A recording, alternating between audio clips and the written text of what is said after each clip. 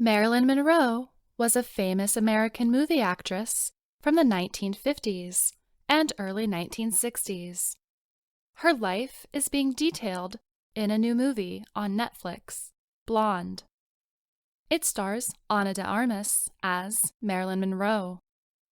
Monroe was well known for her costumes in the movies.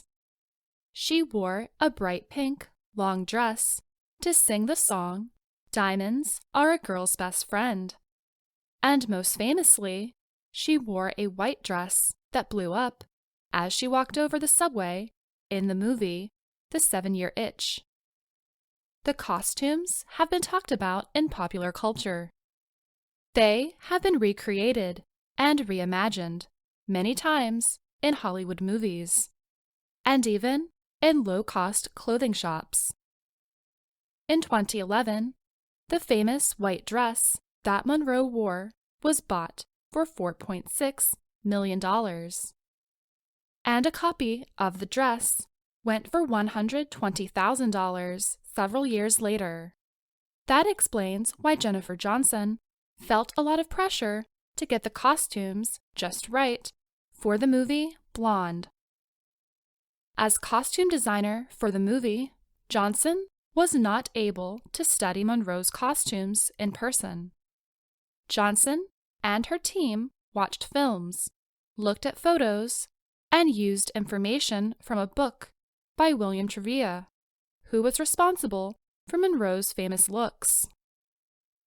Even though the team could not use the same materials to make the costumes for Blonde, Johnson said it was important that the structure of the dresses was similar, so that they would not look like low-priced copies.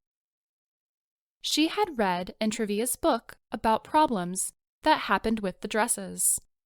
For example, when the pink dress was not moving correctly, when Monroe walked down the stairs in Gentlemen Prefer Blondes, Trevia used green felt, a material usually found on pool tables, to support the dress.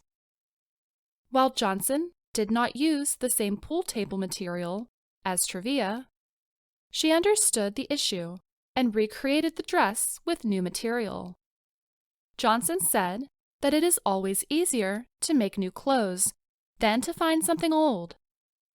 It's quite hard to find existing things, she said.